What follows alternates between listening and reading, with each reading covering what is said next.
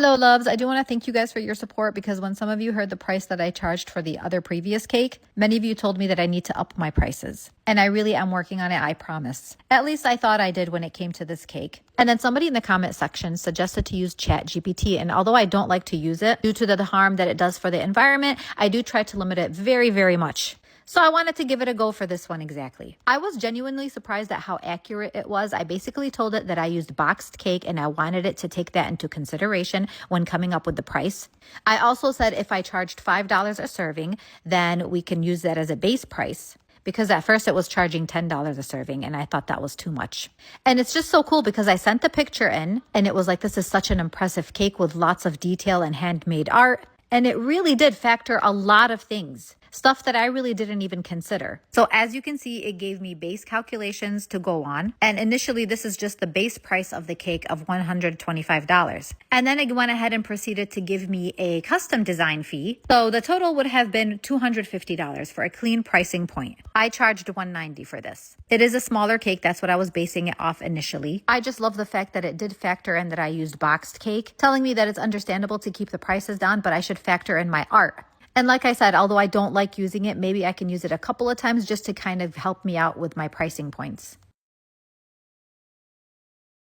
Hello, loves. Let's wrap these babies up while I tell you 3 things that you should never do as a cake artist.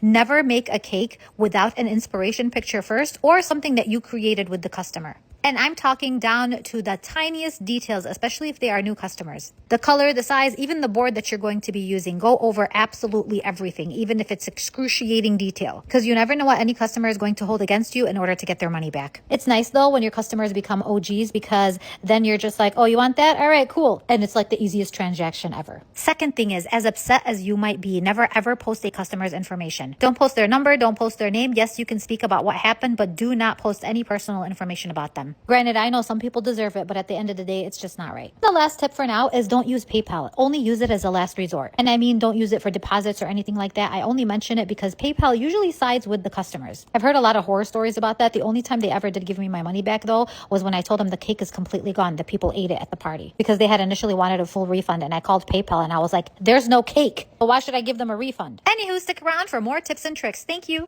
Hello, loves. Let's make this simple graduation cake. It's a little bit different than your usual graduation cakes. But anywho, I received a lot of questions asking, why is ChatGPT bad for the environment?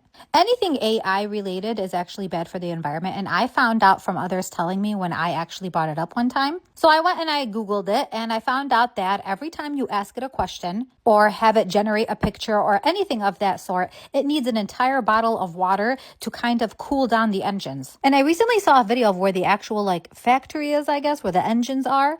And the surrounding areas in the town have such little access to water because a lot of that water is being used to cool down those engines. So that is why it is harmful to the environment. Now, like I said, I really try to limit my use of it. It's only when I have a serious question or something I really don't know about, most of the time medical issues. I did have a few people saying, I'm so disappointed in you. You're promoting ChatGPT. I am not. I even said it's bad for the environment. Yeah, let's put the blame on us little people and not on the celebrities who take a private jet plane just so they can go to Target or on the billionaires who pretty much do the same thing. And I'm not saying we shouldn't try because obviously we should. I'm just saying, how about you focus your energy on those who actually deserve it? We all do what we can. Thank you. Hello, loves. Topper Tuesday. I have to make some seashells, and so I'm just going to go ahead and make a conch shell with Rice Krispie treats and fondant. And every time I think of a conch shell, I literally think of SpongeBob. Please tell me I'm not alone with this. Could Squidward have some of your yummy, delicious sandwich?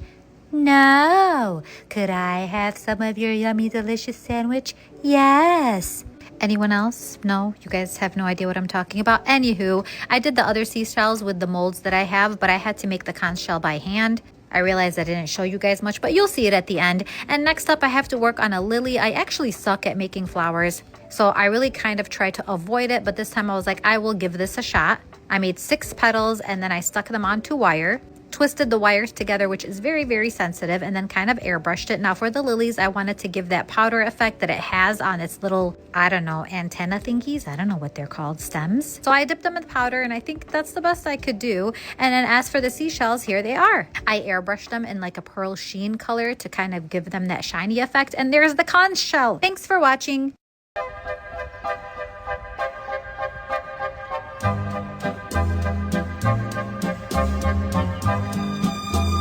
Hello, loves, filling and icing Wednesday. Hold up. I have a 22-year-old. What? When and how did that happen? I mean, I know how that happened, but you know what I mean. Today is her birthday. She is turning 22 today. I have a 22-year-old? What? Like, this is no joke, okay? I truly feel like high school wasn't even that long ago. I truly feel like I just graduated, so it is absolutely mind-boggling to me that my daughter, my oldest, is 22. What was I doing at 22? Oh yeah, that's right. I was giving birth to my daughter. I had her at 22. I was married at 19 and had her at 22. My other daughter will be 21 in August, and my son just turned 13. Now, do I wish for her what I had for me? Hell to my no. Back that up. I have been implementing into their brain for the last, I don't even know how long now, that I want marriage to be the furthest thing from their mind, and I want children to be the furthest thing from their mind. Focus on herself, focus on her education, live, go see the world, travel. This house will forever be her house. She never has to leave if she doesn't want to, and I will take care of her till I die. Whereas her cake, she doesn't really want a cake. She's just going to go out with friends for dinner, and then we're going to take her out as a family. Happy birthday, Aya. I love you! Hello, loves. When I brought up the fact that don't use PayPal because sometimes they go for the customers more often than not. But I was lucky that one time that it happened to me when a customer wanted an entire full refund of $250 because they didn't like something minuscule on the cake. Now, I'm not going to bring up that story again because I did have the family reach out to me one time and ask me to take it down. The family themselves reached out, not the actual customer. But yes, I had actually called PayPal right away. I didn't even want to wait for this dispute charges. And I told them that how could you give a refund of $250 when I don't have a cake? And he asked me, he's like, what do you mean there's no cake? And I told him the cake is gone. It was eaten at the party. There's nothing to return back to me. And while he was on the phone with me, I actually sent him a picture of the cake and he's like, oh, wow. First he was like, that's gorgeous. And then he told me, so they didn't give you a cake back? And I said, no. And then he's like, well, then they don't really get any money back. But other than that, I have heard a lot of business owners in which they don't get their money back if a customer makes a complaint. Hello, loves. I thought I'd share this. My mother-in-law, my mother laughed at me because I bought an instant rice cooker. And you know what? I don't care because let me tell you how I never could make basmati rice. Ever. This thing cooks it for me beautifully. I have the basmati rice in there. I have the turmeric. I have some salt. I am going to put some onions in there. Mix it all around.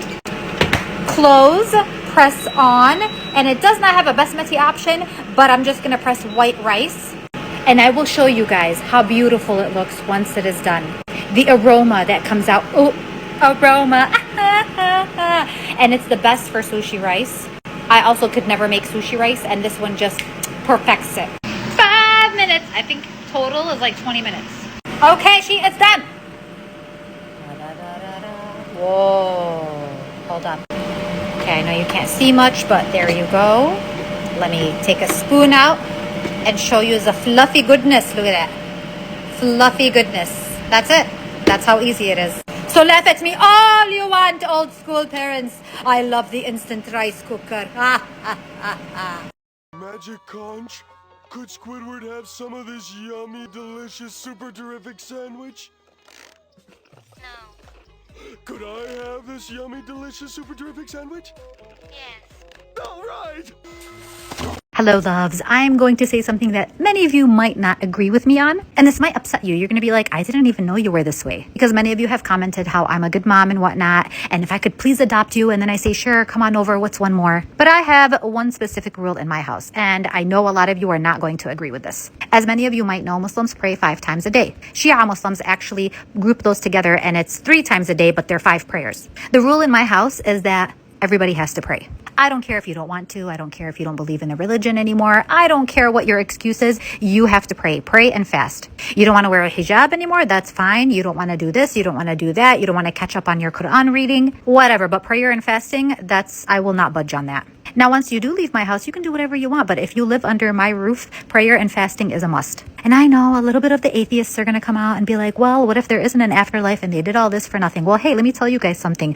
You can't 100% prove you're right, and I can't 100% prove I'm right. For me, it's kind of like a 50-50 chance. And I guess the only way we're going to find out is when we wake up from the dead, or if we don't. And then if we don't, it's like, how will we know? So not only do I worry about my kids in this life, I do worry about their afterlife. And if I implement a stronghold on prayer and fasting, I feel like that will never change on them, hopefully.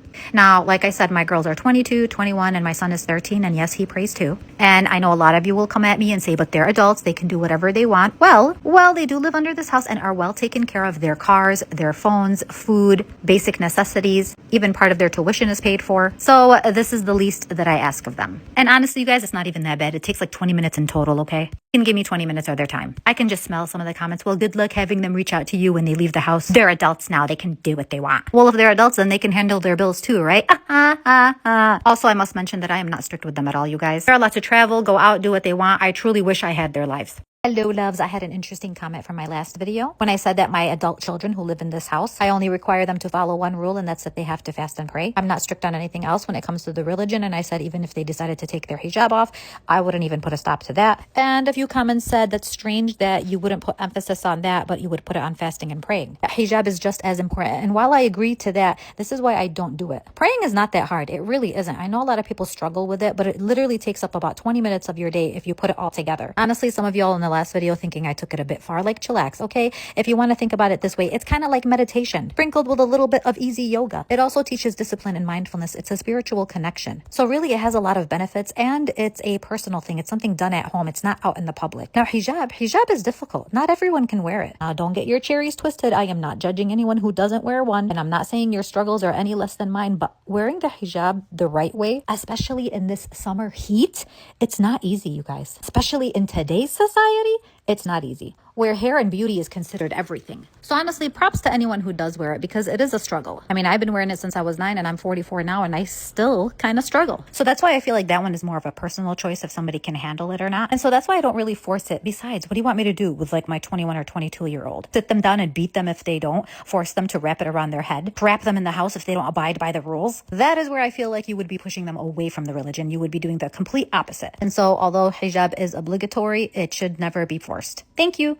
Hello, loves. Common question I get asked is, do I swim and how? Why, yes. Just like you jump into a body of water, I do the same thing. Except I'm just wearing this full-on swimsuit. Funny thing is, this isn't even Muslim attire. This entire piece that I'm wearing was literally purchased from an American-made company. It's called Line in the Sand. I've had it for a while now. It's basically made from bathing suit material. And you might be shocked that not everybody wants to wear an actual bikini to the beach or a one piece. A lot of people do worry about their skin and want to be covered up. Don't twist my words around. I am not judging anyone who wears a bathing suit or a bikini. I'm just saying these type of swimsuits were made for specifically this reason. But hey, it just seems to work out great as a burkini. The nice thing is that it dries up really quickly as well, and it actually keeps me super, super cool when I get out of the water. But as you can see, I can do it all. I can jump, swim, float, whatever it may be as a hijabi. I definitely don't let it stop me.